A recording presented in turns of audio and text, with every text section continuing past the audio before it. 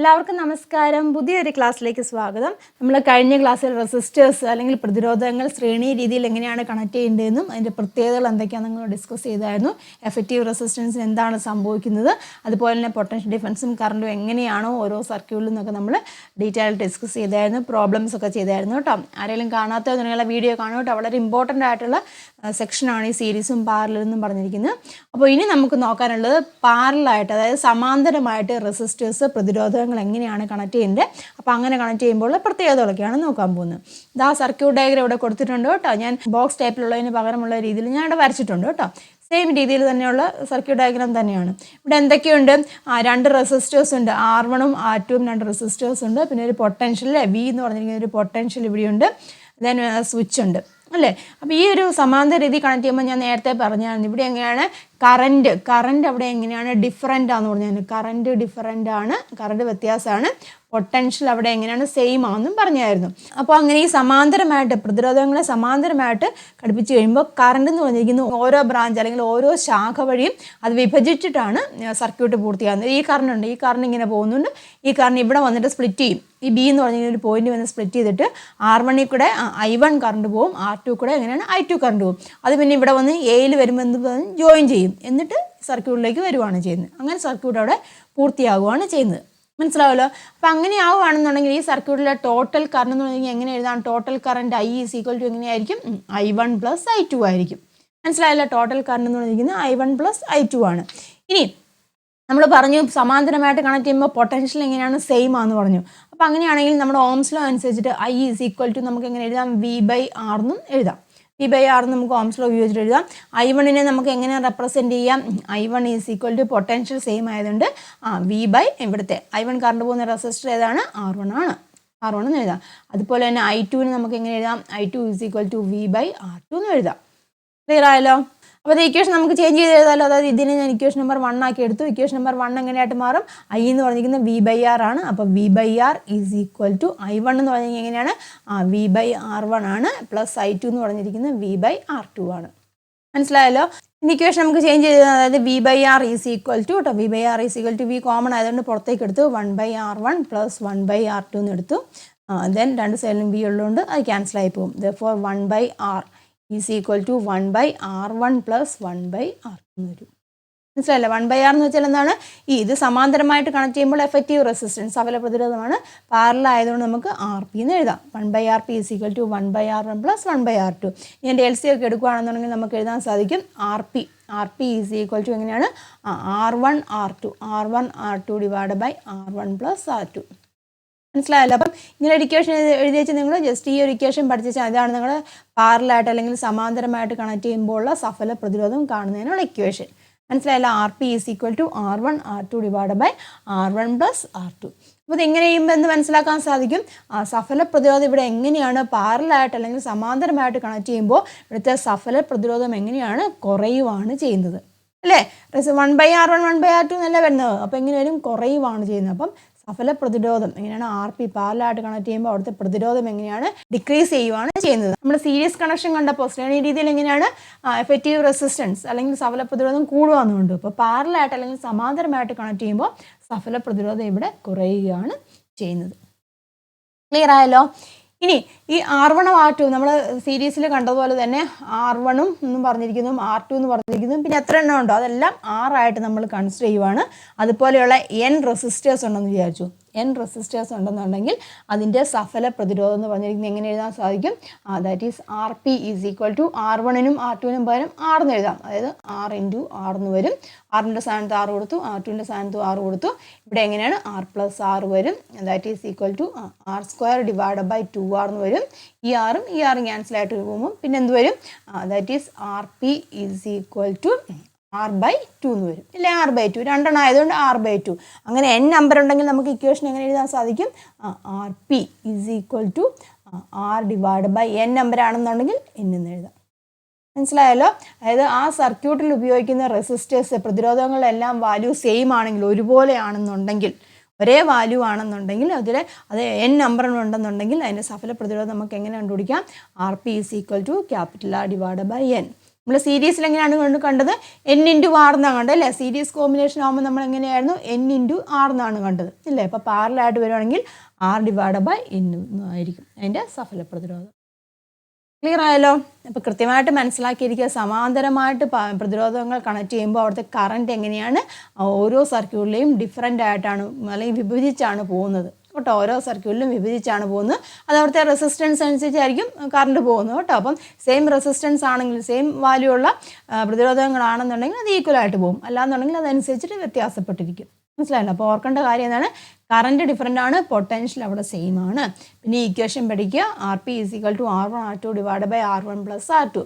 ഇനി ഒരേ വാല്യൂ ആണെന്നുണ്ടെങ്കിൽ RP = R/N. ക്ലിയർ ആയല്ലോ. ഇതാ അവിടെ ചിത്രം കൊടുത്തിരിക്കുന്നതുണ്ടോ, നമ്മൾ കഴിഞ്ഞ സീരീസിൻ്റെ കേസിൽ കണ്ട പോലെ തന്നെ ഇതുണ്ടല്ലേ, സമാന്തരമായ 2 പാലങ്ങൾ ഉണ്ടായതിന് യാത്ര മുടങ്ങില്ല കണ്ടില്ലേ. ഇവിടെ ഒരു പാലമുണ്ട്, ഇവിടെ ഒരു പാലമുണ്ട്. അപ്പോൾ എന്ത് സംഭവിക്കും, ഈ പാലം ഇതിനെന്തെങ്കിലും അപകടം സംഭവിച്ചാലും ഇതിലേക്കൂടെ നമുക്ക് പോകാൻ സാധിക്കും. പക്ഷേ ശ്രേണി രീതിയിലാണെങ്കിൽ ഇങ്ങനെയാണ്, ഇടയ്ക്കത്തെ ഒരെണ്ണം ബ്രേക്കായി പോയി കഴിഞ്ഞാൽ പിന്നെ യാത്ര നടക്കുമോ ഇല്ല. അപ്പോൾ സമാന്തരമായിട്ട് കണക്ട് ചെയ്ത് കഴിഞ്ഞാൽ എന്താണ്, നമുക്ക് ഒന്ന് ബ്രേക്കായി പോയി കഴിഞ്ഞാലും മറ്റേലൂടെ കറണ്ട് ഫ്ലോ അല്ലെങ്കിൽ മറ്റേലൂടെ നമുക്ക് പോകാൻ സാധിക്കും. മനസ്സിലായില്ലേ. ഇവിടെ 3 പാലങ്ങളുള്ളതുകൊണ്ട് നമുക്ക് ഈസി ആയിട്ട് പോകും. ഒരെണ്ണം ബ്രേക്കായി പോയാലും എന്താണ് മറ്റേലൂടെ നമുക്ക് കടന്നു പോകാൻ സാധിക്കും. ഇപ്പം ബ്രേക്കായി പോയിട്ടുണ്ടെങ്കിൽ മറ്റേലൂടെയുള്ള യാത്ര ഇച്ചിരി പ്രയാസമായിരിക്കും, എങ്കിൽ നമുക്ക് കടന്നു പോകാം. മനസ്സിലായല്ലേ. ഇപ്പം നമ്മുടെ വീടുകളിലൊക്കെ ഉപയോഗിക്കുന്ന സർക്യൂട്ടൊക്കെ ഇങ്ങനെയാണ് കേട്ടോ, സമാന്തരമായിട്ടാണ് കണക്ട് ചെയ്തിരിക്കുന്നത്. ഇപ്പോൾ സീരീസ് ആയിട്ട് കണക്ട് ചെയ്യാമെന്ന് വിചാരിച്ചു. ഇപ്പോൾ സീരീസ് ആയിട്ട് കണക്ട് ചെയ്ത് ഏതെങ്കിലും ഒരെണ്ണം ബ്രേക്കായി പോയി കഴിഞ്ഞാൽ ഫുൾ നമ്മുടെ വീട്ടിലെ കറണ്ട് എല്ലാം പോകും. അല്ലെങ്കിൽ എന്താണ് ഡിവൈസുകളൊന്നും വർക്ക് ചെയ്യില്ല. ഏതെങ്കിലും ഒരു ബൾബ് ഫ്യൂസായി പോയെന്നുണ്ടെങ്കിൽ എന്ത് സംഭവിക്കും, ബാക്കിയെല്ലാം ഫ്യൂസായി പോകും. പക്ഷേ പാരലായിട്ട് അല്ലെങ്കിൽ സമാന്തരമായിട്ട് കണക്ട് ചെയ്താൽ എന്താണ്, ഏതെങ്കിലും ഒരു ബൾബ് ഫ്യൂസായി പോയാൽ അതിന് മാത്രമേ അഫക്റ്റ് ചെയ്യത്തുള്ളൂ, മറ്റേതിനെ അഫക്റ്റ് ചെയ്യുമോ ഇല്ല. മനസ്സിലാവുന്നുണ്ട്. അപ്പം പാരലായിട്ടാണ് നമ്മുടെ വീടുകളിൽ കണക്ഷൻസ് കൊടുത്തിരിക്കുന്നത്. അത് കൃത്യമായിട്ട് ഓർത്തോണം കേട്ടോ. ഹൗസ് ഹോൾഡ് നമ്മുടെ വീടുകളിലെ കണക്ഷൻ എങ്ങനെയാണ്, പാരലാണ്, സമാന്തരമായിട്ടാണ് ഉപകരണങ്ങൾ ഘടിപ്പിച്ചിരിക്കുന്നത്. ക്ലിയർ ആയല്ലോ. അതായത് നമുക്ക് കുറച്ച് പ്രോബ്ലംസ് നോക്കാവേ. ക്വസ്റ്റ്യൻ നോക്കാം. Resistor 6 ohm, 3 ohm and 6 volt battery are given. Draw the circuit diagram connecting them in parallel. പിന്നെ എന്താണ് പറഞ്ഞിരിക്കുന്നത്, find the effective resistance in the circuit, calculate the current through the resistor. 6 ohm 3 ohm എന്നീ 2 പ്രതിരോധങ്ങളും 6 volt ബാറ്ററിയും തന്നിരിക്കുന്നു. ഇവയെ സമാന്തരമായി ബന്ധിപ്പിക്കുന്നതിന് circuit diagram വരയ്ക്കുക. സർക്യൂട്ടിലെ സഫല പ്രതിരോധം കണ്ടുപിടിക്കണം. ഓരോ പ്രതിരോധത്തിലുള്ള കറണ്ട് എത്രയെന്നും കണ്ടുപിടിക്കണം. അപ്പോൾ സമാന്തരമായിട്ട് 6 ohm 3 ohm കണക്ട് ചെയ്തിരിക്കുന്നത്. ഇങ്ങനെയാണ് 6 വോൾട്ട് ബാറ്ററിയായിട്ട് കണക്ട് ചെയ്തിരിക്കുന്നു. വരയ്ക്കാമല്ലോ. അപ്പോൾ സമാന്തരമായിട്ട് നമുക്ക് നോക്കാം. ആദ്യത്തെയാണ് എ പാർട്ടാണ്. സമാന്തരമായിട്ട് ഇവിടെ ഒരു റെസിസ്റ്റർ, ഇവിടെ ഒരു റെസിസ്റ്റർ. എത്രയാണ്, 6 വോൾട്ട് ബാറ്ററിയിലാണ് കണക്ട് ചെയ്യുന്നത്. 6 വോൾട്ടിൻ്റെ ഒരു ബാറ്ററിയിലേക്ക് കണക്ട് ചെയ്തിരിക്കുന്നു അല്ലേ. സ്വിച്ചും കൊടുത്തിട്ടുണ്ട്. മനസ്സിലായല്ലോ. ഇത് 6 വോൾട്ടാണ്. ഒരെണ്ണം എത്രയാണ്, 3 ohm ആണ്, മറ്റേത് 6 ohm ആണ്. മനസ്സിലായല്ലോ. കറണ്ടിൻ്റെ ഡയറക്ഷനൊക്കെ ഇവിടെ കൊടുത്തിരിക്കണം കേട്ടോ. കറണ്ടിൻ്റെ ഡയറക്ഷൻ അവിടെ മാർക്ക് ചെയ്തിരിക്കണം. ഇതാണ് നമ്മുടെ സർക്യൂട്ട് ഡയഗ്രാം. ഇനി അതിൻ്റെ ബി പാർട്ട് എന്താണ് ചോദിച്ചിരിക്കുന്നത്, ബി പാർട്ട് എന്താണ്, find the effective resistance of the circuit. സർക്യൂട്ടിലെ സമാന്തരമായിട്ട് ഘടിപ്പിച്ചിട്ടുണ്ട്, അതിൻ്റെ എന്താണ് സഫല പ്രതിരോധം കണ്ടുപിടിക്കാനാണ് ചോദിച്ചിരിക്കുന്നത്. അപ്പോൾ സമാന്തരമായിട്ട് കണക്ട് ചെയ്യുമ്പോൾ സഫല പ്രതിരോധം RP = എങ്ങനെയാണ്, R1 R2 ഇല്ലേ. R1 R2 / R1 + R2 ആണ്. ഇതാണ് നമ്മുടെ ഇക്വേഷൻ. അപ്പോൾ ഇവിടെ നോക്കിയാൽ R1ൻ്റെ വാല്യൂ എത്രയാണ്, R1ൻ്റെ വാല്യൂ നമുക്ക് R1 = 3 ohm എന്ന് എടുക്കാം. R2 എന്ന് പറഞ്ഞിരിക്കുന്നത് 6 ohm എന്ന് എടുക്കുകയാണ്. അപ്പോൾ നമുക്ക് സബ്സ്റ്റിറ്റ്യൂട്ട് ചെയ്യാം, വാല്യൂ സബ്സ്റ്റിറ്റ്യൂട്ട് ചെയ്യാം. RP = എങ്ങനെയാണ്, R1 3 × 6 / 3 + 6 വരും. ദാറ്റ് ഈസ് ഈക്വൽ ടു 18 / 9 വരും. ദാറ്റ് ഈസ് ഈക്വൽ ടു എത്രയാണ്, 2 അല്ലേ, 2 ohm ആണ്. അപ്പം റെസിസ്റ്റേഴ്സ് പാരലായിട്ട് കണക്ട് ചെയ്യുമ്പോൾ അവിടുത്തെ സഫല പ്രതിരോധം എത്രയാണ്, 2 ohm ആണ്. മനസ്സിലായല്ലോ. ഇനി അടുത്ത സി പാർട്ട് എന്താണ് ചോദിച്ചിരിക്കുന്നത്, സി പാർട്ട് ഓരോ പ്രതിരോധത്തിലുള്ള കറണ്ട് എത്രയെന്ന് കണക്കാക്കാൻ. ഇപ്പോൾ 3 ohm ഉണ്ട്, 6 ohm ഉണ്ട്. അപ്പം ഈ 3 ohമിലൂടെ കറണ്ട് പോകുന്ന കറണ്ടിനെ I1 എന്ന് എടുക്കാം, ഇതിനെ നമുക്ക് എന്താണ് I2 എന്ന് എടുക്കാം. അപ്പോൾ I1ൻ്റെയും I2ൻ്റെയും വാല്യൂ കണ്ടുപിടിക്കണം. അപ്പോൾ 3 ohമിൻ്റെ നമുക്ക് നോക്കാം. ആദ്യമേ 3 ohമിൻ്റെ കറണ്ട് അതായത് I1 എന്ന് എടുക്കാം. I1 = പൊട്ടൻഷ്യൽ സെയിം ആണ്, V / R1 അല്ലേ. അപ്പോൾ that is equal to V എന്ന് പറഞ്ഞിരിക്കുന്നത് എത്രയാണ്, വി 6 ആണ്. 6 / R1 എന്ന് പറഞ്ഞിരിക്കുന്നത് നമ്മൾ 3 ആയിട്ട് എടുത്തു. അപ്പോൾ ദാറ്റ് ഈസ് ഈക്വൽ ടു എത്രയാണ്, 2 ആംപിയർ എന്ന് വന്നു. അപ്പോൾ അതായത് I1 കറണ്ട് എത്രയാണ്, അവിടെ 2 ആംപിയർ എന്ന് വന്നു. മനസ്സിലായല്ലോ. ഇനി നമുക്ക് I2 അതായത് 6 ഓം 6 ഓമിൻ്റെ കണ്ടുപിടിക്കുക. അതിനെ നമ്മൾ I2 എന്ന് എടുത്തു. I2 is equal to V divided by R2. I2 is equal to V divided by R2 എന്ന് വന്നു. That is I2 is equal to V എന്ന് പറഞ്ഞാൽ 6 ആണ്, R2 എന്ന് പറഞ്ഞാൽ 6 ആണ് അല്ലേ. അപ്പോൾ ആൻസർ എത്ര വന്നു? 1 ആംപിയർ എന്ന് വന്നു. അതായത് I2 is equal to 1 ampere. മനസ്സിലായല്ലോ. അപ്പോൾ നമ്മൾ ഓരോ പ്രതിരോധത്തിലും കൂടിയുള്ള കറണ്ട് കണ്ടുപിടിച്ചു. I1ൻ്റെ വാല്യൂം I2യുടെ വാല്യൂം കണ്ടുപിടിച്ചു കേട്ടോ. അപ്പോൾ നിങ്ങൾ ഏതാണ് 6 ഓം 3 ഓം എടുക്കുന്നത് അതനുസരിച്ചിരിക്കും കേട്ടോ ഇവിടുത്തെ വാല്യൂസ് എന്നും പറഞ്ഞിരിക്കുന്നത്. മനസ്സിലായല്ലോ. അപ്പം I1 എന്ന് വെച്ചാൽ 2 ആംപിയറും കിട്ടി, I2 എന്ന് വെച്ചാൽ 1 ആംപിയറും കിട്ടി. അപ്പോൾ ഇതിലും കൂടെ പോകുന്ന കറണ്ട് എന്ന് വെച്ചാൽ I1 കറണ്ട് 2 ആംപിയറുമാണ്, ഇതെന്ന് പറഞ്ഞാൽ 1 ആംപിയറാണ്. അപ്പോൾ ഇത് രണ്ടും കൂടെ ആഡ് ചെയ്യുന്ന കറണ്ട് ആയിരിക്കുമല്ലോ ഈ സർക്യൂട്ടിലെ ടോട്ടൽ കറണ്ട് എന്ന് പറഞ്ഞിരിക്കുന്നത്. അത് വേണമെന്നുണ്ടെങ്കിൽ നമുക്ക് കണ്ടുപിടിക്കാം. Total current I is equal to V/R ഉപയോഗിച്ചിട്ട് കണ്ടുപിടിക്കാം. ടോട്ടൽ പൊട്ടൻഷ്യൽ നമുക്കറിയാം 6 ആണ്, ഇവിടുത്തെ എഫക്റ്റീവ് റെസിസ്റ്റൻസ് എത്രയാണ്? 2 ആണ്. അപ്പോൾ നമുക്ക് എത്ര കിട്ടി? 3 ആംപിയർ കറണ്ട് കിട്ടി.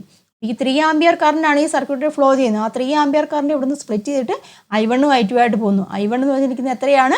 I1 2 ആണ് അല്ലേ, I2 എന്ന് പറഞ്ഞിരിക്കുന്നത് 1 ആണ്. അപ്പോൾ അത് എന്ത് ചെയ്യും? അത് രണ്ടും കൂടി ചെല്ലുമ്പോൾ പോകുന്നിട്ട് ഇവിടെ വന്നിട്ട് ജോയിൻ ചെയ്യുവാണ് ചെയ്യുന്നില്ലേ. ജോയിൻ ചെയ്യുമ്പോൾ 3 കിട്ടിയല്ലേ, 2 + 1 3 വരും. അപ്പോൾ ആ 3 ആംപിയർ കറണ്ടാണ് ഈ സർക്യൂട്ടിൽ ഫ്ലോ ചെയ്യുന്നത് കേട്ടോ. അപ്പോൾ അതും കൂടെയൊക്കെ ഒന്ന് മനസ്സിലാക്കിയിരിക്കുക കേട്ടോ. Then അടുത്ത ക്വസ്റ്റ്യൻ നോക്കുക.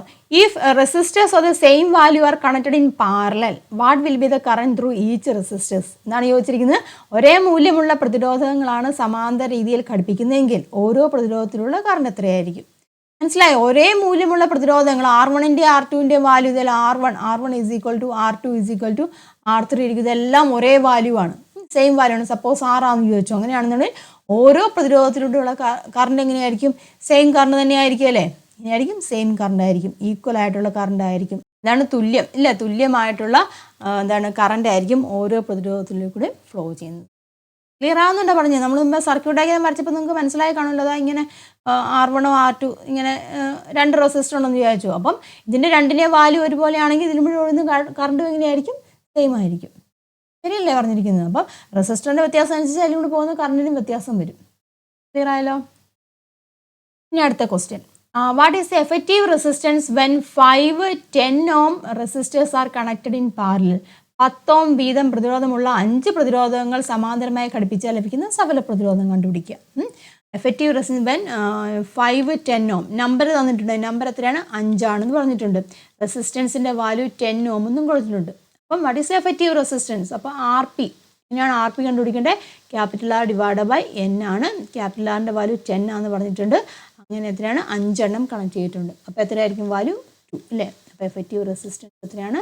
2 ഓം ആണ്. മനസ്സിലായല്ലോ. അടുത്ത question. Find the effective resistance of the arrangement given figure. ചിത്രത്തിൽ കൊടുത്തിരിക്കുന്ന ക്രമീകരണത്തിൻ്റെ സഫല പ്രതിരോധം എത്രയെന്ന് കണ്ടുപിടിക്കുക. അപ്പം ഇങ്ങനെയാണ് കൊടുത്തിരിക്കുന്നത്. അപ്പോൾ ഇതിൻ്റെ സഫല പ്രതിരോധം കണ്ടുപിടിക്കണം. ഇവിടെ നോക്കിയേ, ഈ 2 റെസിസ്റ്റേഴ്സ് ഈ 2 ഓമും 2 ഓമും എങ്ങനെയാണ്? പാരലായിട്ട് സമാന്തരമായിട്ട് കണക്ട് ചെയ്തിരിക്കുന്നത്. ഇവിടെ എങ്ങനെയാണ്? ഇത് രണ്ടെണ്ണം പാരലാണ്, അതിന് സീരീസ് ആയിട്ടാണ് ഇവിടെ ഒരു 2 ഓം കണക്ട് ചെയ്തിരിക്കുന്നത്. മനസ്സിലായല്ലോ. അപ്പോൾ ഇതിനെ ഞാൻ R1 എന്ന് കൊടുത്തു, ഇതിനെ ഞാൻ R2 എന്നും കൊടുത്തു, ഇതിനെ ഞാൻ R3 എന്നും കൊടുത്തു. അപ്പോൾ നമ്മൾ ആദ്യമേ എന്ത് ചെയ്യണം? ഈ സമാന്തരമായിട്ടുള്ള എഫക്റ്റീവ് റെസിസ്റ്റൻസ് അല്ലേ കണ്ടുപിടിക്കേണ്ടത്. അപ്പോൾ എഫക്റ്റീവ് റെസിസ്റ്റൻസിനെ ഞാൻ ക്യാപിറ്റൽ R എന്ന് കൊടുത്തു, ക്യാപിറ്റൽ R എഫക്റ്റീവ് എന്ന് കൊടുത്തിരിക്കുകയാണ്. അപ്പോൾ എങ്ങനെയാണ് കണ്ടുപിടിക്കേണ്ടത്? ഇത് ആദ്യമേ നമ്മൾ R2 + R3 കൂടെ നമ്മൾ പാരലൽ കോമ്പിനേഷനാണ്. മനസ്സിലായല്ലോ. അപ്പം ആ രീതിയിൽ കണ്ടുപിടിക്കുക. അപ്പം വേണമെന്നുണ്ടെങ്കിൽ നമുക്കിങ്ങനെ എഴുതാം. R1 അവിടെ കിടന്നോട്ടെ, R1 + ഇതെങ്ങനെയാണ്? പാരലായിട്ടില്ല. അപ്പോൾ ഇതിൻ്റെ എഫക്റ്റീവ് റെസിസ്റ്റൻസ് എങ്ങനെ കണ്ടുപിടിക്കും? R2 R3 അല്ല. അപ്പോൾ നമുക്ക് ഇങ്ങനെ എഴുതാം. R2 R3 divide by R2 + R3. മനസ്സിലായല്ലോ. അപ്പോൾ ഇതിൻ്റെ വാല്യൂ കണ്ടുപിടിച്ചിട്ട് അതിനോടുകൂടി ഇതിൻ്റെ വാല്യൂ കണ്ടുപിടിക്കും. ഒറ്റൊരു വാല്യൂ കിട്ടുമല്ലേ, ഒറ്റ റെസിസ്റ്റൻസ് ആയിരിക്കും കിട്ടുന്നത്. അപ്പോൾ ആ റെസിസ്റ്ററും ഈ 2 ഓമും എങ്ങനെയാണ്? അവിടെ സീരീസ് ആയിട്ടാണ് കണക്ട് ചെയ്തിരിക്കുന്നത്. മനസ്സിലാവുന്നുണ്ട് പറഞ്ഞു. അപ്പോൾ ആദ്യം നമുക്കിതൊന്നും കണ്ടുപിടിക്കാം. പാരലൽ, അതായത് RP എന്നുള്ള രീതിയിൽ വേണമെങ്കിൽ കണ്ടുപിടിക്കാം. RP is equal to R2 R3 divide by R2 + R3 കണ്ടുപിടിക്കാം. That is equal to R2 എത്രയാണ്? 2 ആണ്. 2 × 2 ഡിവൈഡ് ബൈ 2 + 2 വരും. ദാറ്റ് ഈസ് ഈക്വൽ ടു 4/4 വരും. ദാറ്റ് ഈസ് ഈക്വൽ ടു 1 ഓം വരും. അപ്പം ഇതിൻ്റെ വാല്യൂ എത്രയാണ്? 1 ഓം. മനസ്സിലായല്ലോ. അപ്പം ഇവിടെ ഒരു റെസിസ്റ്റർ ഉണ്ട്, 2 ഓമിൻ്റെ റെസിസ്റ്റർ ഉണ്ട്. അപ്പോൾ ഇത് പാരലായിട്ട് കണക്ട് ചെയ്തു, സമാന്തരമായിട്ട് കണക്ട് ചെയ്തിരിക്കുകയാണ്. അപ്പോൾ അതിൻ്റെ സഫല പ്രതിരോധം നമുക്ക് ഇവിടെ എത്ര കിട്ടി? അതാണിത്. അത് എത്ര കിട്ടി? 1 ഓം എന്ന് കിട്ടി. അപ്പോൾ ഇത് രണ്ടെണ്ണം എങ്ങനെയാണ് കണക്ട് ചെയ്തിരിക്കുന്നത്? സീരീസ് ആയിട്ടാണ് കണക്ട് ചെയ്തിരിക്കുന്നില്ല. അതാണ് ഞാൻ ഇക്വേഷൻ ഇങ്ങനെ എഴുതിയത്. മനസ്സിലായല്ലോ. അതാണ് ഇക്വേഷൻ ഇങ്ങനെ എഴുതുന്നത്. അപ്പോൾ ഇത് രണ്ടെണ്ണം സീരീസ് ആയിട്ട് കണക്ട് ചെയ്തു. അപ്പോൾ സീരീസ് ആയിട്ട് കണക്ട് ചെയ്യണമെങ്കിൽ ഇതിൻ്റെ രണ്ടിൻ്റെ എഫക്റ്റീവ് റെസിസ്റ്റൻസ് കണ്ടുപിടിക്കുക. ക്ലിയർ ആയല്ലോ? അപ്പോൾ ഇതാ നോക്കുക, R1ൻ്റെ വാല്യൂ നമുക്കറിയാം 2 എന്ന് അറിയാം, 2 ഓം ആണ്. ഇത് രണ്ടും കൂടെ ചെയ്തപ്പോൾ നമുക്കിവിടെ എത്ര കിട്ടി? 1 ഓം കിട്ടി. മനസ്സിലായല്ലോ? അപ്പോൾ എത്രയാണ്? 3 ഓം ഇല്ല അവിടുത്തെ എഫക്റ്റീവ് റെസിസ്റ്റൻസ്. ഈ സർക്യൂട്ടിലെ സഫല പ്രതിരോധം എന്ന് പറഞ്ഞിരിക്കുന്നത് എത്രയാണ്? 3 ഓം ആണ്. ക്ലിയർ ആയല്ലോ? അപ്പോൾ ഇങ്ങനെയൊക്കെ സർക്യൂട്ടുകൾ തരും കേട്ടോ. അപ്പോൾ അതനുസരിച്ച് ചെയ്തോണം. സമാന്തരമായിട്ടാണെങ്കിൽ അത് ആദ്യമേ ചെയ്യുക. എന്നിട്ട് അപ്പോൾ ഒരു ഒറ്റ വാല്യൂ ആയിരിക്കും കിട്ടുന്നത്, അത് മറ്റേതിനോട് സീരീസ് ആയിട്ട് ശ്രേണി രീതിയിൽ കണക്ട് ചെയ്യുക. ക്ലിയർ ആയല്ലോ? അപ്പോൾ റെസിസ്റ്റേഴ്സ് പാരലായിട്ട് അല്ലെങ്കിൽ പ്രതിരോധങ്ങൾ സമാന്തര രീതിയിൽ കണക്ട് ചെയ്യുമ്പോൾ പ്രത്യേകതകൾ എന്തൊക്കെയാണ്? എഫക്റ്റീവ് റെസിസ്റ്റൻസ് ഡിക്രീസസ്, സഫല പ്രതിരോധം അവിടെ കുറയുവാണ് ചെയ്യുന്നത്. അടുത്ത് നോക്കിയാൽ the current flowing through each resistor is also divided based on the value of the resistor. ഓരോ പ്രതിരോധത്തിലൂടെയും ഒഴുകുന്ന കറന്റ് പ്രതിരോധത്തിൻ്റെ മൂല്യത്തിനനുസരിച്ച് വിഭജിക്കപ്പെടുന്നു. അതായത് തുല്യ വാല്യൂ ഉള്ള റെസിസ്റ്ററാണ് ഉപയോഗിക്കുന്നതെങ്കിൽ, റെസിസ്റ്റൻസ് ഒരുപോലെയുള്ള പ്രതിരോധങ്ങളാണ് ഉപയോഗിക്കുന്നതെങ്കിൽ എങ്ങനെയാണ്? കറണ്ട് അവിടെ ഈക്വൽ ആയിട്ട് പോകും. അല്ലാന്നുണ്ടെങ്കിൽ അവിടെ ഉപയോഗിക്കുന്ന പ്രതിരോധത്തിൻ്റെ വാല്യൂവിനനുസരിച്ച് വ്യത്യാസപ്പെട്ടിരിക്കും. ക്ലിയർ ആയല്ലോ? Then the potential difference across each resistor will be the same. ഓരോ പ്രതിരോധത്തിനും ലഭിക്കുന്ന പൊട്ടൻഷ്യൽ വ്യത്യാസം എങ്ങനെയായിരിക്കും? തുല്യമായിരിക്കും. അത് പ്രത്യേകം ഓർത്തോണം കേട്ടോ. Then it can B control using A separate switch. ഓരോ പ്രതിരോധത്തെയും നമുക്ക് പ്രത്യേക സ്വിച്ച് ഉപയോഗിച്ചിട്ട് നിയന്ത്രിക്കാൻ കഴിയും. വളരെ ഇമ്പോർട്ടൻ്റ് ആണ് കേട്ടോ. അപ്പോൾ ഓർത്തിരിക്കുക, പാരലായിട്ട് കണക്ട് ചെയ്യുമ്പോൾ RP ഈസ് ഈക്വൽ ടു എങ്ങനെയാണ്? R1 R2 divided by R1 plus R2 ആണ്. അതുപോലെ തന്നെ ഈക്വൽ വാല്യൂ ആണെന്നുണ്ടെങ്കിൽ, എല്ലാത്തിൻ്റെയും വാല്യൂ ഒരുപോലെ ആണെങ്കിൽ capital R divided by N ആണ്. N നമ്പർ ഉണ്ടെന്നുണ്ട് മനസ്സിലാക്കിയിരിക്കുക കേട്ടോ. അപ്പം സീരീസും പാരലും കൃത്യമായിട്ട് മനസ്സിലാക്കിയിരിക്കുക. ഈ കഴിഞ്ഞ മുന്നത്തെ വീഡിയോയും ഈ വീഡിയോയും കൃത്യമായിട്ട് നിങ്ങൾ കണ്ട് മനസ്സിലാക്കുക. അതുപോലെ തന്നെ പ്രോബ്ലംസ് ഒക്കെ ചെയ്ത് പഠിക്കുക കേട്ടോ. അപ്പോൾ നിങ്ങൾക്ക് മനസ്സിലായല്ലോ, സർക്യൂട്ടിലേക്കൂടെയുള്ള കറൻറ്റിൻ്റെ ഫ്ലോവിനെ അല്ലെങ്കിൽ കറൻറ്റിനെ കുറയ്ക്കാനാണ് പ്രതിരോധങ്ങൾ അല്ലെങ്കിൽ റെസിസ്റ്റേഴ്സ് ഉപയോഗിക്കുന്നുണ്ടെന്ന് മനസ്സിലാക്കി. അപ്പം കറൻറ്റോ അല്ലെങ്കിൽ പൊട്ടൻഷ്യൽ വ്യത്യാസമൊക്കെ വേരി ചെയ്യാൻ വേണ്ടി നമുക്ക് പല വാല്യൂവിലുള്ള പല മൂല്യത്തിലുള്ള പ്രതിരോധങ്ങൾ നമുക്ക് ഉപയോഗിക്കാൻ സാധിക്കും. റെസിസ്റ്റേഴ്സ് ഒരു സർക്യൂട്ടിൽ ഉപയോഗിക്കാറുണ്ട്. മനസ്സിലായല്ലോ? അതാ ഇവിടെ നോക്കിയേ, electric devices such as bulbs, heaters and electric cans are used in A circuit have resistors. നമ്മൾ വീട്ടിൽ ഉപയോഗിക്കുന്ന ഉപകരണങ്ങളൊക്കെ ഇല്ലേ? ബൾബുണ്ട്, ഹീറ്റർ, ഇസ്തിരിപ്പെട്ടി, ഇവയിലെല്ലാം റെസിസ്റ്റേഴ്സുകളുണ്ട് കേട്ടോ. How are electrical appliances such as bulb, fans etcetera connected in A house hold circuit. ഗാർഹിക സർക്യൂട്ടുകളിൽ bulb, fan തുടങ്ങിയ വൈദ്യുതോപകരണങ്ങൾ ഘടിപ്പിക്കുന്നത് ഏത് രീതിയിലാണ്?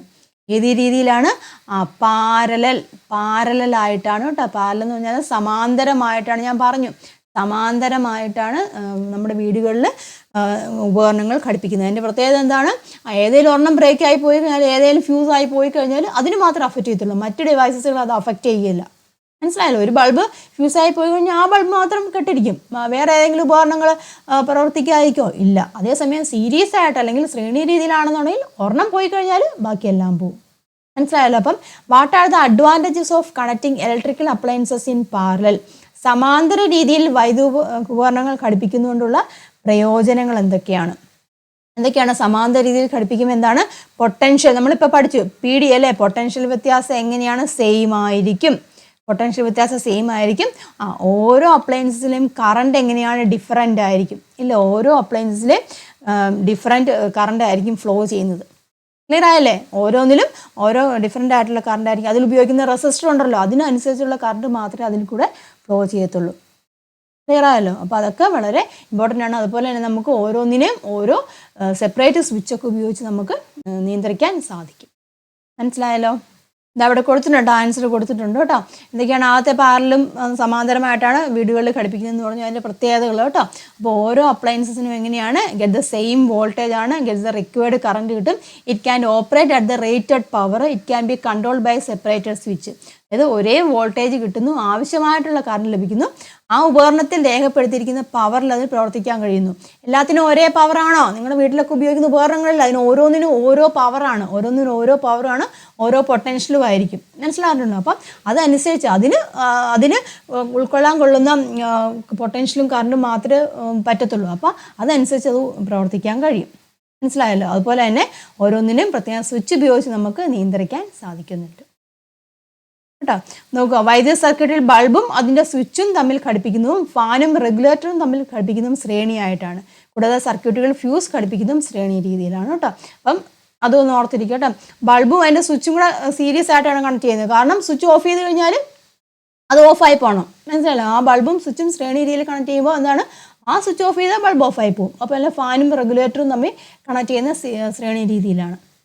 ഒന്നും മറ്റേതും തമ്മിൽ കണക്ഷൻ ഉണ്ടാവില്ല, അത് പാരലായിട്ടായിരിക്കും കണക്ട് ചെയ്യുന്നത്, മനസ്സിലാവുന്നില്ല. അപ്പം ഇതിപ്പോൾ സ്വിച്ചാണ്, ഇതൊരു സ്വിച്ചാണ്. ഈ ബൾബും സ്വിച്ചും കൂടെ ഒരുമിച്ച് ശ്രേണി രീതിയിൽ കണക്ട് ചെയ്യും. മറ്റൊരു ബൾബും സ്വിച്ചും കൂടെ പാരലായിട്ടാണ് കണക്ട് ചെയ്യുന്നത്, മനസ്സിലാവുന്നില്ല. അപ്പം അങ്ങനെ കണക്ട് ചെയ്താൽ എന്താണ് പ്രത്യേകത, ഈ സ്വിച്ച് നമ്മൾ ഓഫാക്കി കഴിഞ്ഞാൽ ഈ ബൾബ് ഓഫായി പോകും. പക്ഷേ അത് ഓരോന്നും സെപ്പറേറ്റ് ആയിട്ട് വരുമ്പോൾ പാരലായിട്ട് അല്ലെങ്കിൽ സമാന്തര രീതിയിലാണ് കണക്ട് ചെയ്യുന്നത്. അപ്പോൾ അങ്ങനെ കണക്ട് ചെയ്യുമ്പോഴുള്ള ഗുണങ്ങൾ എന്തൊക്കെയെന്ന് മനസ്സിലാക്കുക കേട്ടോ. അടുത്തൊരു ക്വസ്റ്റ്യൻ നോക്കാം. ഇതിവിടെ നോക്കിയാൽ 2 സർക്യൂട്ടുകൾ തന്നിട്ടുണ്ട് കേട്ടോ. ഇവിടെ എന്തൊക്കെയാണ്, 3 വോൾട്ട് പൊട്ടൻഷ്യൽ വ്യത്യാസം പ്രവർത്തിക്കുന്ന ബൾബ്. ഈ ബൾബിൻ്റെ പൊട്ടൻഷ്യൽ വ്യത്യാസം എന്ന് പറഞ്ഞാൽ 3 വോൾട്ടാണ്. 6 ഓം റെസിസ്റ്റൻസ് ആണുള്ളത്. 3 വോൾട്ടിലാണ് ഇത് പ്രവർത്തിക്കുന്നത്. പിന്നെന്താണ്, ഒരു 12 ഓമിൻ്റെ റെസിസ്റ്റൻസ് ഇവിടെ പ്രതിരോധം കൊടുത്തിട്ടുണ്ട്. 9 വോൾട്ടിൻ്റെ ബാറ്ററി ഉണ്ട് ഇവിടെ. ഇതിലെന്താണ്, ഈ പ്രതിരോധം ഇല്ല. 6 ആംപിയർ. ഇവിടെ എന്താണ്, വേറെ എക്സ്ട്രാ പ്രതിരോധം ഒന്നുമില്ല. ഈ ബൾബാണ്, ബൾബിൻ്റെ പ്രതിരോധം എന്ന് വെച്ചാൽ 6 ഓമാണെന്നും കൊടുത്തിട്ടുണ്ട്, മനസ്സിലായല്ലോ. 9 വോൾട്ടിൻ്റെ ബാറ്ററിയാണ്. അപ്പോൾ സർക്യൂട്ട് വിശകലനം ചെയ്തിട്ട് ഉത്തരം കണ്ടുപിടിക്കാനാണ് ചോദിച്ചിരിക്കുന്നത്. Which circuit has more resistance? ഏത് സർക്യൂട്ടിലാണ് പ്രതിരോധം കൂടുതൽ? കാണുമ്പോൾ അറിയാമല്ലോ, ഇവിടെ നോക്കി, ഇതിലല്ലേ, എയിലല്ലേ പ്രതിരോധം കൂടുതൽ. കാരണം എന്താണ്, ഇവിടെ നോക്കി, ഇത് 2 സീരീസ് ആയിട്ട് കണക്ട് ചെയ്തിരിക്കുക. ഇതിന് 6 ഓം ഉണ്ട്, ഇതിന് 12 ഓം ഉണ്ട്. അപ്പോൾ ഇവിടുത്തെ ടോട്ടൽ റെസിസ്റ്റൻസ് എന്ന് പറഞ്ഞിരിക്കുന്നത് എത്ര വരും? എഫക്റ്റീവ് റെസിസ്റ്റൻസ്, ഇതിൻ്റെ എഫക്റ്റീവ് റെസിസ്റ്റൻസ് സീരീസ് ആയിട്ടാണ്. അപ്പോൾ RS = 6 + 12 വരും, ദാറ്റ് ഈസ് 18 ഓം എന്ന് വരും. ഇവിടെ എത്രയാണ്? 6 ഓം ഉള്ളു ഇവിടുത്തെ, മനസ്സിലായല്ലോ. അപ്പം എക്കാണ് കൂടുതൽ പ്രതിരോധം ഉള്ളത്. ഇനി in which circuit is A potential difference of 3 volt obtained between the ends of the bulb? ഏത് സർക്യൂട്ടിലാണ് ബൾബിൻ്റെ അഗ്രങ്ങൾക്കിടയിൽ 3 വോൾട്ട് പൊട്ടൻഷ്യൽ വ്യത്യാസം ലഭിക്കുന്നത്? 2 സർക്യൂട്ടിലും ബൾബുണ്ട്. അപ്പോൾ ഏത് സർക്യൂട്ടിലാണ് ഈ ബൾബിൻ്റെ അഗ്രങ്ങൾക്കിടയിൽ ഇവിടെ നമുക്ക് പൊട്ടൻഷ്യൽ വ്യത്യാസം 3 വോൾട്ട് കിട്ടുന്നതെന്നാണ് നമ്മൾ നോക്കേണ്ടത്, മനസ്സിലായല്ലോ. അപ്പോൾ നമുക്ക് നോക്കാം എങ്ങനെയാണെന്നുള്ളത്. അപ്പോൾ ഞാൻ നോക്കിയാൽ ആദ്യത്തെ സർക്യൂട്ട് നമ്മൾ പരിഗണിക്കുക. ആദ്യത്തെ സർക്യൂട്ടിൽ ഇതിലൂടെ ഒന്ന് കറണ്ട് എത്രയാണ്? കാരണം നമുക്ക് കണ്ടുപിടിക്കാമല്ലോ, കറണ്ട് എത്രയായിരിക്കും വരുന്നത്? I = V/R വെച്ച് കണ്ടുപിടിക്കാം. V എത്രയാണ്? 9 ആണ്. ഇവിടുത്തെ എഫക്റ്റീവ് റെസിസ്റ്റൻസ് 18 ആണെന്നുകൊണ്ടും അപ്പോൾ എത്രയാണ്? 1/2 എന്ന് വന്നു. 1/2 ആംപിയർ. ഇവിടുത്തെ കറണ്ട് 1/2 ആംപിയർ ആണ്, മനസ്സിലായല്ലോ. ഇവിടെ നമുക്ക് കണ്ടുപിടിക്കാമല്ലോ, ഇവിടുത്തെ പൊട്ടൻഷ്യൽ വ്യത്യാസം എത്ര വരും? V = നമുക്ക് IR വെച്ച് കണ്ടുപിടിക്കാമല്ലോ. അപ്പോൾ എത്ര വരും ഇവിടെ ആൻസർ? I എന്ന് വെച്ചാൽ ഇവിടുത്തെ കറണ്ട് എത്രയാണ് നമുക്ക് കിട്ടി? 1/2 ആണെന്ന് കിട്ടി. ഇവിടുത്തെ റെസിസ്റ്റൻസ് എത്രയാണ്? 6 ആണ്. 1/2 × 6 വരും, ദാറ്റ് ഈസ് ഈക്വൽ ടു എത്രയാണ് വരുന്നത്? 3 വരും ഇല്ലേ, 3 വോൾട്ട്. അപ്പം ഇവിടെ എത്രയാണ് പൊട്ടൻഷ്യൽ വ്യത്യാസം? ഇതിന് ക്രോസ് ആയിട്ടുണ്ടെന്ന പൊട്ടൻഷ്യൽ വ്യത്യാസം എത്രയാണ്? 3 ആണ്. 3 ഇവിടെ കിട്ടി. ഇനി ഇവിടെ നോക്കിയേ, ഇവിടുത്തെ V = IR തന്നെ വെച്ച് ചെയ്യാം. ദെൻ ഇവിടുത്തെ കറണ്ട് I കണ്ടുപിടിക്കണമല്ലോ. I = V/R ആണ്. V എന്ന് വെച്ചാൽ 9 ആണ്. ഇവിടുത്തെ റെസിസ്റ്റൻസ് 6 ആണ്. അപ്പോൾ എത്ര വരും answer? That is equal to 3/2 എന്ന് വരും. 3/2 ആംപിയർ ആണ് ഇവിടുത്തെ കറണ്ട് എന്ന് പറഞ്ഞിരിക്കുന്നത്. Then that is equal to എത്രയാണ്? ഐയുടെ വാല്യൂ എത്രയാണ് വന്നത്? 3/2 അല്ലേ വന്നത്? 3/2 × R എന്ന് പറയുന്നത് 6 ഓം ആണ് അല്ലേ. അപ്പം ഈ 2 ഇതും കൂടെ പോകുമ്പോൾ 3 വരും, that is equal to 9 volt. അപ്പോൾ ഇവിടുത്തെ പൊട്ടൻഷ്യൽ വ്യത്യാസം എത്രയാണ്? 9 വോൾട്ട് ആണ്. ഇവിടുത്തെ പൊട്ടൻഷ്യൽ വ്യത്യാസം 3 വോൾട്ട് ആണ്, മനസ്സിലായില്ല. അപ്പോൾ ഏത് സർക്യൂട്ടിലാണ് 3 വോൾട്ട് ബൾബിൻ്റെ അഗ്രങ്ങൾക്കിടയിൽ 3 വോൾട്ട് കിട്ടുന്നത്? ആദ്യത്തെ സർക്യൂട്ടിൽ, എയിൽ, മനസ്സിലായല്ലോ. എയിലാണ് ബൾബിൻ്റെ അഗ്രങ്ങൾക്കിടയിൽ 3 വോൾട്ട് കിട്ടുന്നത്. ഇവിടെ എത്രയാണ് വരുന്നത്? 9 വോൾട്ട് ആണ് വരുന്നത്. ക്ലിയർ ആയല്ലോ. ദെൻ അടുത്ത്, what happens to the bulb in the circuit when it is switched on? Switch on ചെയ്താൽ സർക്യൂട്ട് ബി, ഈ സർക്യൂട്ടിലെ ബൾബിന് എന്ത് സംഭവിക്കും? ഈ സർക്യൂട്ടിലെ ബൾബ് സ്വിച്ച് ഓൺ ചെയ്തു കഴിയുമ്പോൾ ഇതിന് ക്രോസ് ആയിട്ടുണ്ടെന്ന പൊട്ടൻഷ്യൽ വ്യത്യാസം എത്രയാണ്? 9 വോൾട്ടാണ് നമുക്കിവിടെ കിട്ടിയത്. പക്ഷേ ഈ ബൾബിൻ്റെ വോൾട്ടത എത്രയാണ്? 3 വോൾട്ടിൽ വർക്ക് ചെയ്യുന്ന ബൾബാണിത് അല്ലേ. ഈ ബൾബ് എന്ന് വെച്ചാൽ 3 വോൾട്ട് മാത്രമേ ആ ബൾബിന് താങ്ങാൻ സാധിക്കത്തുള്ളൂ. പക്ഷേ ഈ ബൾബിന് ക്രോസ് ആയിട്ട് വരുന്ന പൊട്ടൻഷ്യൽ എത്ര വരും? 9 വോൾട്ട് വരും. അപ്പോൾ എന്ത് സംഭവിക്കും? ഈ ബൾബിന് താങ്ങാൻ പറ്റുമോ? ഇല്ല. ബൾബ് എന്ത് സംഭവിക്കും? ബൾബ് കേടായി പോകും. കാരണം മനസ്സിലായില്ലേ, ബൾബ് വർക്ക് ചെയ്യുന്നത് 3 വോൾട്ടിൽ മാത്രമേ ഉള്ളൂ വർക്ക് ചെയ്യത്തുള്ളൂ. ഇവിടെ കിട്ടുന്ന പൊട്ടൻഷ്യൽ എത്രയാണ്? 9 വോൾട്ടാണ്. 3 വോൾട്ടിനേക്കാളും കൂടുതലാണ്. അപ്പോൾ കൂടുതൽ പൊട്ടൻഷ്യൽ ചെന്ന് കഴിയുമ്പോൾ എന്ത് സംഭവിക്കും? ബൾബ് അവിടെ കേടായി പോകും, യൂസായി പോകും. ക്ലിയർ ആയല്ലോ. ഇവിടെ നോക്കട്ടെ, ആൻസറുകൾ കൊടുത്തിട്ടുണ്ട് കേട്ടോ. In beach circuit is A potential difference of 3 volt obtained between the ends of the bulb. രണ്ടാമത്തെ ക്വസ്റ്റൻ ആണ് പറഞ്ഞിരിക്കുന്നത്. എന്നാണ് പറഞ്ഞിരിക്കുന്നത് കേട്ടോ. ഓരോ സർക്യൂട്ടിലെയും കറണ്ട് കണ്ടുപിടിച്ചിട്ടുണ്ട്, ഓരോന്നിൻ്റെ ക്രോസ് ആയിട്ടാണ് പൊട്ടൻഷ്യലും അവിടെ കണ്ടുപിടിച്ചിട്ടുണ്ട് കേട്ടോ. എയിലെ ഫിഗറിലെ ബിയിലെ പൊട്ടൻഷ്യൽ 3 വോൾട്ടാണ്, ഫിഗർ ബിയിലെ പൊട്ടൻഷ്യൽ 9 വോൾട്ടാണ് വരുന്നത്. അത് potential difference between the ends of the bulb അല്ലെങ്കിൽ റെസിസ്റ്റർ, അതിൻ്റെ പൊട്ടൻഷ്യൽ ഡിഫറൻസ് എത്രയാണ്? 3 വോൾട്ടാണ് വരുന്നത്. Potential difference of 3 volt across the ends of the bulb causes the bulb to lights up. അപ്പം 3 വോൾട്ട് ബൾബാണ് അവിടെ കൊടുത്തിരിക്കുന്നത്. അപ്പം 3 വോൾട്ട് തന്നെ എല്ലുമ്പോൾ എന്ത് സംഭവിക്കും? അതവിടെ കത്തും. അതാണ് പറഞ്ഞിരിക്കുന്നത് കേട്ടോ. ചിത്രം എ സർക്യൂട്ടിലെ 6 ഓം പ്രതിരോധത്തിൻ്റെ അഗ്രങ്ങൾക്കിടയിൽ ലഭിക്കുന്ന പൊട്ടൻഷ്യൽ വ്യത്യാസം 3 വോൾട്ടാണ്. ബൾബിൻ്റെ അഗ്രങ്ങൾക്കിടയിൽ 3 വോൾട്ട് പൊട്ടൻഷ്യൽ വ്യത്യാസം ലഭിക്കുന്നതിനാൽ അവിടെ ബൾബ് പ്രകാശിക്കും. മനസ്സിലല്ല, ബൾബിൻ്റെ പൊട്ടൻഷ്യൽ 3 വോൾട്ടാന്ന് പറഞ്ഞു. അതിൽ കൂടുതൽ വരുമ്പോൾ ഫ്യൂസ് ആയി പോകും. അപ്പം ആദ്യത്തെ കേസിൽ എന്താണ് ഇവിടെ കിട്ടുന്ന പൊട്ടൻഷ്യൽ 3 വോൾട്ട് തന്നെയാണ്. അപ്പോൾ അതുകൊണ്ട് അതവിടെ ലൈറ്റപ്പ് ചെയ്യും, ഗ്ലോ ചെയ്യും ബൾബ്. മനസ്സിലായല്ലോ? ഇനി അടുത്തത് നോക്കുക. What happens the bulb in the circuit B when it is switch on? Switch on ആയിക്കഴിഞ്ഞാൽ എന്ത് സംഭവിക്കാന്ന് ചോദിച്ചിരിക്കുന്നത്. As the bulb receives more potential difference and current than required the bulb gets damage. അല്ലേ, കൂടുതൽ potential കിട്ടുമല്ലേ? അവിടെ അതിന് അനുവദനീയമായിട്ടുള്ള potential എന്ന് പറഞ്ഞാൽ 3 വോൾട്ടേ ഉള്ളൂ. അതിൽ കൂടുതൽ വന്നു കഴിയുമ്പോൾ എന്ത് സംഭവിക്കും? ബൾബ് ഡാമേജ്ഡ് ആയി പോകും കേട്ടോ. 9 വോൾട്ട് എന്ന അധിക പൊട്ടൻഷ്യൽ വ്യത്യാസം ലഭിക്കുന്നതിനാൽ കറണ്ട് വർദ്ധിക്കുകയും ബൾബ് ഫ്യൂസ് ആവുകയും ചെയ്യുന്നു. ബൾബിന് ആവശ്യമായാലും അധികം പൊട്ടൻഷ്യൽ വ്യത്യാസം ലഭിക്കുന്നതിനാൽ കറണ്ട് വർദ്ധിക്കുകയും ബൾബ് കേടാവുകയും ചെയ്യുന്നു. അല്ലേ, 9 വോൾട്ട് പൊട്ടൻഷ്യൽ കിട്ടുമല്ലേ? അപ്പോൾ അതനുസരിച്ച് അവിടെ കറണ്ടും അവിടെ കൂടും, ബൾബ് അവിടെ ഫ്യൂസായി പോകും. ക്ലിയർ ആയല്ലോ? അപ്പോൾ നമുക്ക് മനസ്സിലായി കാണുന്ന ടെക്സ്റ്റ് ബുക്കിൻ്റെ ആദ്യത്തെ പേര് സയൻസ് എക്സിബിഷനിൽ കണ്ടില്ലേ, റെസിസ്റ്റേഴ്സ് കണക്ട് ചെയ്തിട്ടുണ്ട് അല്ലേ, റെസിസ്റ്റേഴ്സ് കണക്ട് ചെയ്തിട്ടുണ്ട്. ദെൻ ഇവിടെ എന്താണ് ബൾബ് അവിടെ ഗ്ലോ ചെയ്യുന്ന ബാറ്ററി ഒക്കെ കണക്ട് ചെയ്യുന്നത്. അപ്പം റെസിസ്റ്റേഴ്സ് എന്തിനാണ് അവിടെ കണക്ട് ചെയ്യുന്നതെന്നൊക്കെ മനസ്സിലായിട്ടുള്ളൂ. ആവശ്യമായിട്ടുള്ള രീതിയിലുള്ള കറണ്ട് അവിടെ കിട്ടണം, പൊട്ടൻഷ്യൽ കിട്ടണം, അതനുസരിച്ചുള്ള കറണ്ട് അവിടെ കിട്ടണം, എങ്കിലും അവിടെ അത് അവിടെ ഗ്ലോ ചെയ്യത്തുള്ളൂ, LED അവിടെ ഗ്ലോ ചെയ്യത്തുള്ളൂ. മനസ്സിലായല്ലോ? അപ്പോൾ റെസിസ്റ്റേഴ്സ് സർക്യൂട്ടിൽ എന്തിനു വേണ്ടിയാണ് ഉപയോഗിക്കുന്നത്? മനസ്സിലായല്ലോ? ഒരു സർക്യൂട്ടിൽ റെസിസ്റ്റേഴ്സിൻ്റെ പ്രാധാന്യം എന്താണ്, റെസിസ്റ്റർ എന്തിനാണ് ആ സർക്യൂട്ടിൽ ഉപയോഗിക്കുന്നത് മനസ്സിലാക്കിയിരിക്കുക കേട്ടോ. അപ്പം റെസിസ്റ്റേഴ്സ് പാരലായിട്ടും സീരീസ് ആയിട്ടും കണക്ട് ചെയ്യാൻ നമ്മൾ കണ്ടു, അതിൻ്റെ പ്രത്യേകതകളും നമ്മൾ മനസ്സിലാക്കി കേട്ടോ. അത് കൃത്യമായിട്ട് പഠിക്കുക കേട്ടോ. ഇതേ നോക്കിയേ, is there any difference between the electricity we obtain from battery or cell and the electricity we get in our houses? Battery, cell എന്നിവയിൽ നിന്ന് ലഭിക്കുന്ന വൈദ്യുതി നമ്മുടെ വീടുകളിൽ ലഭിക്കുന്ന വൈദ്യുതി തമ്മിൽ എന്തെങ്കിലും വ്യത്യാസം ഉണ്ടോ? ഉണ്ട്. എന്താണ് വ്യത്യാസം എന്ന് പറഞ്ഞിരിക്കുന്നത്?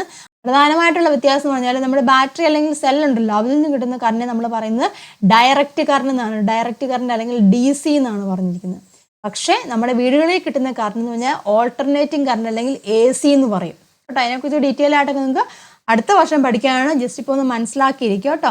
The electricity from the battery flows only in one direction. DC എന്ന് വെച്ചാൽ ഡയറക്റ്റ് കറണ്ട് ആണ്, വൺ ഡയറക്ഷനിൽ മാത്രമേ കറണ്ട് അവിടെ ഫ്ലോ ചെയ്യത്തുള്ളൂ. But the electricity in our houses changes direction at regular intervals of time and is of high voltage. നമുക്കറിയാം 230 volt അല്ലേ നമ്മുടെ വീടുകളിൽ കിട്ടുന്ന 230 വോൾട്ടാണ് കേട്ടോ. പക്ഷേ എല്ലാ എക്യുപ്മെൻസിനകത്ത് 230 വോൾട്ട് ആവശ്യമുണ്ടോ? ഇല്ല.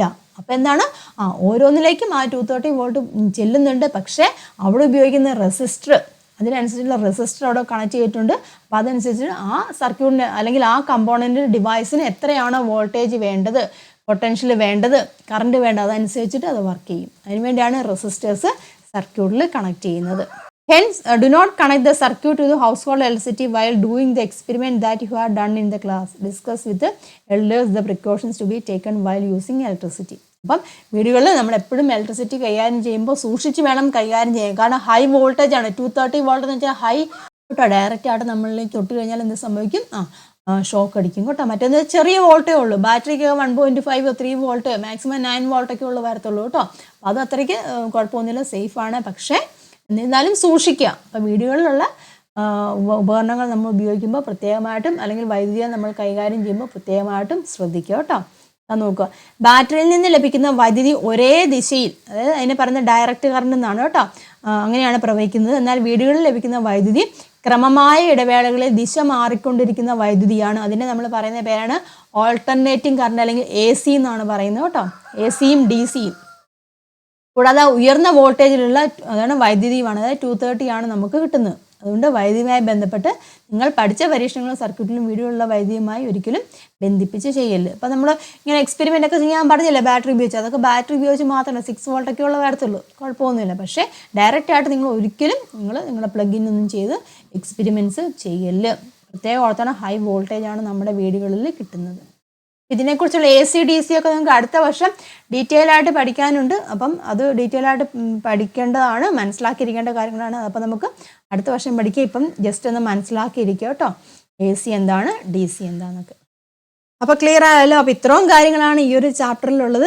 ഇലക്ട്രിക് കറൻറ്റുമായിട്ട് ബന്ധപ്പെട്ട ചാപ്റ്ററാണ്, വളരെ ഇമ്പോർട്ടൻ്റ് ആയിട്ടുള്ള ഒരു ചാപ്റ്ററാണ്. ഒരുപാട് കാര്യങ്ങൾ നമ്മൾ ഇലക്ട്രിസിറ്റി ആയിട്ട് കൈകാര്യം ചെയ്യുമ്പോൾ ശ്രദ്ധിക്കേണ്ട കാര്യങ്ങളുണ്ട്. അപ്പം നിങ്ങളുടെ വീടുകളിലൊക്കെ ഓരോരോ സാധനങ്ങളൊക്കെ ഉപയോഗിക്കുമ്പോൾ നിങ്ങൾ ചെന്ന് നോക്കിയാൽ മതി. ഇപ്പോൾ ഓരോ ഇലക്ട്രിക് എക്യുപ്മെൻറ്റ്സ് ഒക്കെ ഇല്ലേ, ടോർച്ച്, എമർജൻസി ബൾബ്, ഈ ബൾബിലൊക്കെ നിങ്ങൾ ജസ്റ്റ് ഒന്ന് എടുത്ത് നോക്കി കഴിഞ്ഞാൽ എത്ര വാട്ടാണ് അതിൻ്റെ പവർ, അതിൽ എത്ര വോൾട്ടേജ് ആണ് അതിന് എടുക്കാൻ പറ്റുന്നത്, അതിൻ്റെ കറൻറ്റ് എത്രയാണെന്നൊക്കെ അതിൽ എഴുതിയിട്ടുണ്ടോ, അതൊക്കെ ജസ്റ്റ് ഒന്ന് നോക്കി ചെയ്യുക. അപ്പം നമുക്ക് 230 വോൾട്ടാണ് കിട്ടുന്നത് ഇല്ല, അതനുസരിച്ചിട്ടുള്ള കറണ്ട് അതിൽ ഫ്ലോ ചെയ്യണം. മനസ്സിലായി, ഓരോ എക്യുപ്മെൻറ്റ്സിനും ഈ 230 വോൾട്ട് വർക്ക് ചെയ്യേണ്ട ആവശ്യമില്ല. അപ്പോൾ അതിനെ നമ്മൾ റെസിസ്റ്റർ ഉപയോഗിച്ചിട്ട്, പ്രതിരോധങ്ങൾ ഉപയോഗിച്ചിട്ട് അതിനാവശ്യമായിട്ടുള്ള രീതിയിലേക്ക് ചേഞ്ച് ചെയ്യുകയാണ് ചെയ്യുന്നത്. അപ്പം സർക്യൂട്ടിൽ റെസിസ്റ്റർ പ്രതിരോധങ്ങളുടെ പ്രാധാന്യം കൃത്യമായിട്ട് മനസ്സിലാക്കിയിരിക്കുക കേട്ടോ. ഇത് സീരീസും പാരലും നമ്മൾ റെസിസ്റ്ററിനെ കുറിച്ചൊക്കെ പഠിച്ചു. അപ്പം പ്രത്യേകം ഓർത്തോണം, നമ്മുടെ വീടുകളിൽ കണക്ഷൻ എങ്ങനെയാണ് കൊടുക്കുന്നത്, പാരലൽ സമാന്തരമായിട്ടാണ് കൊടുക്കുന്നത്. അതിൻ്റെ പ്രത്യേകതകളൊക്കെ മനസ്സിലാക്കിയിരിക്കുക. അപ്പോൾ ഈ ഒരു ചാപ്റ്റർ ഇതോടുകൂടി കംപ്ലീറ്റ് ചെയ്തിരിക്കുകയാണ്. വളരെ ഇമ്പോർട്ടൻ്റ് ആയിട്ടുള്ളൊരു ചാപ്റ്ററാണ്. കാര്യങ്ങളൊക്കെ കൃത്യമായിട്ട് മനസ്സിലാക്കിയിരിക്കുക കേട്ടോ. ഇതുമായിട്ട് ബന്ധപ്പെട്ട ഒരുപാട് ക്വസ്റ്റ്യൻസുകൾ നിങ്ങൾക്ക് ചെയ്യാനുണ്ട്. അപ്പം അതൊക്കെ നമുക്ക് ചെയ്യാം. ഈ ചാപ്റ്റർ നിങ്ങൾ കംപ്ലീറ്റ് ആയിട്ട് പഠിച്ചിരുന്നാൽ മാത്രമേ ഉള്ളൂ അതിൻ്റെയൊക്കെ ആൻസറുകൾ ചെയ്യുമ്പോൾ നിങ്ങൾക്ക് മനസ്സിലാക്കിയെടുക്കാൻ സാധിക്കത്തുള്ളൂ. നല്ലോണം പഠിക്കുക. എന്തെങ്കിലും ഡൗട്ടുകളൊക്കെ ഉണ്ടെന്നുണ്ടെങ്കിൽ കമൻറ്റ് ചെയ്യുക. വീഡിയോ നിങ്ങൾക്ക് ഉപകാരപ്പെട്ടിട്ടുണ്ടെന്നുണ്ടെങ്കിൽ ലൈക്ക് ചെയ്യുക, ഫ്രണ്ട്സിലേക്കൊക്കെ ഷെയർ ചെയ്യുക കേട്ടോ. നമുക്ക് ഇതിൻ്റെ ക്വസ്റ്റ്യൻസുകളുമായിട്ട് നെക്സ്റ്റ് വീഡിയോയിൽ കാണാം. അപ്പോൾ എല്ലാവർക്കും നന്ദി, നമസ്കാരം. Thank you for watching.